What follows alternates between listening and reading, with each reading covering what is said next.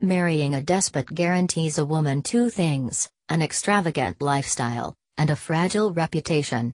In the eyes of the public, many of these wives earn their condemnation. Aside from their own shady behavior, they stand by men who have variously rejected democracy, ravaged their nation's economies, or killed and exiled their political opponents. Who can blame a brutalized people for loathing such a figurehead? But it's fair to ask the question, are they more reviled because they're female? In Zimbabwe, newly ousted First Lady Grace Mugabe is probably Africa's most hated woman. Her husband enjoyed 37 years of authoritarian rule, but was finally undone by her bid to succeed him, which the powerful army could not accept.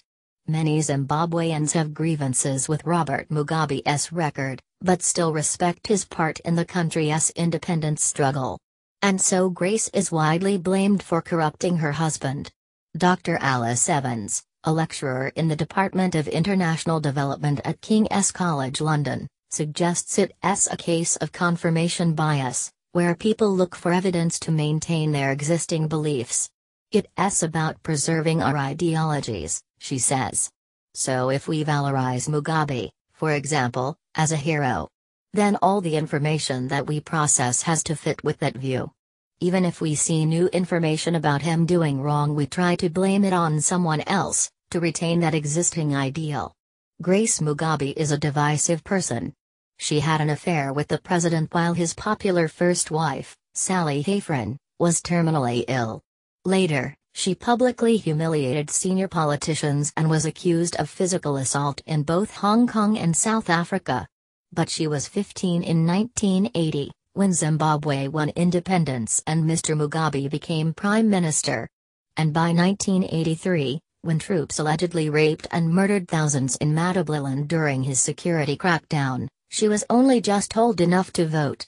The claims against Mrs. Mugabe don't compare to those against Ivory Coast's former First Lady, Simone Gbagbo, who was accused of personally arming the death squads that sprang up in 2010 when her husband refused to accept his election defeat.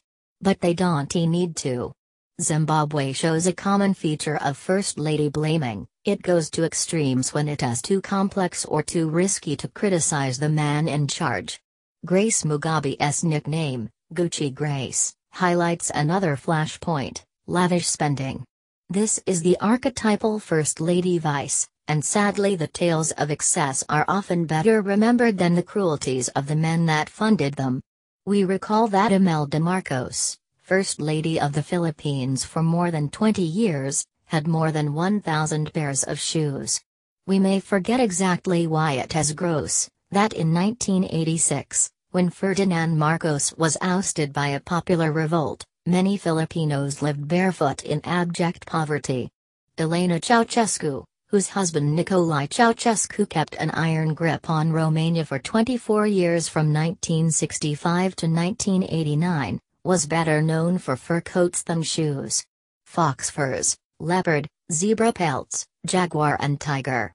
A cornucopia of skins. A costly example was paraded for the cameras as she and her husband tried to flee the revolution by helicopter in December 1989. Why do the wifely wardrobes get so much airtime? Well, there's the obvious moral decrepitude of roaming the earth in mink and stilettos while your country folk starve.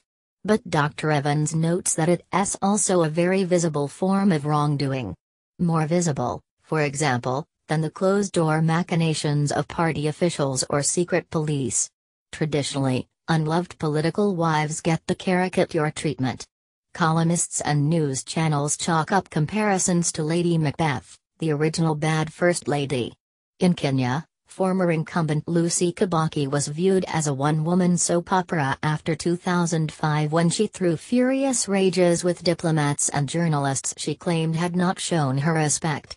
In one notorious incident, she stormed into a private party thrown by her neighbor, the World Bank's then-country director Makhtar Diop, in a tracksuit at midnight and demanded he turn the music down.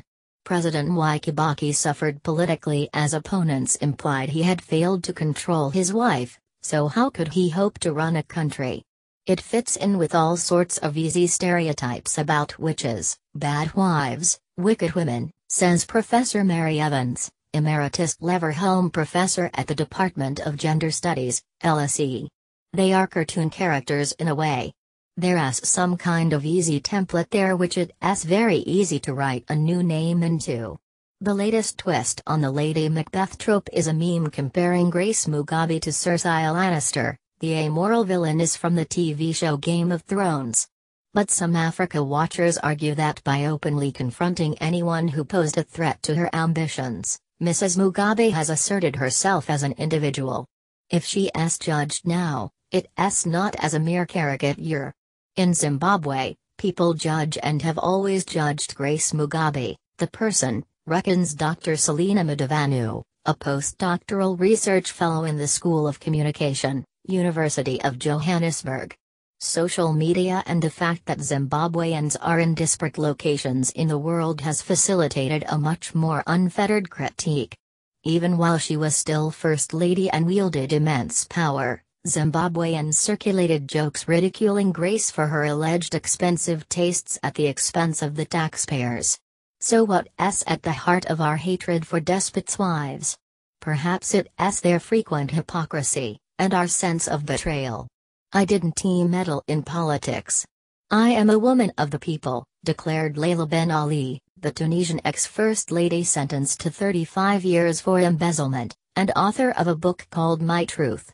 Mrs. Ceausescu was touted as the best mother of Romania by her husband's communist regime, but reportedly said of her children, "The worms never get satisfied, regardless of how much food you give them." Both Ceausescus were sentenced to death after a summary trial on Christmas Day 1989. Nicolai met the firing squad singing left-wing anthem The Internationale, while Elena screamed obscenities. Dr. Thekla Morgan-Roth, a postdoctoral research fellow of social and organizational psychology at Exeter University, says it shocks us more when a woman is linked to atrocities. It's not just about being gentler. Research also shows that we expect women to be more moral, the better gender, the people who are good. In April 2012, Asma Assad, the British-born wife of Syria's Bashar al-Assad, inspired a YouTube video plea from the wives of the German and British ambassadors to the UN, begging her to help stop the bloody repression there. It contained explicit footage of injured and dying children, and the words, "These children could all be your children." Activists say at least 400,000 people have been killed in Syria since the country's civil war began in 2011.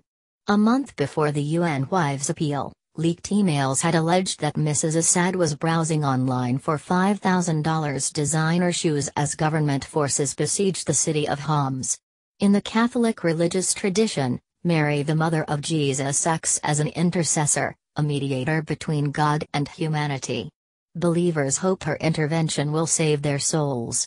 With the wives of autocrats, we hope for something similar, and when we don't get it, blame the middle woman instead of the Almighty.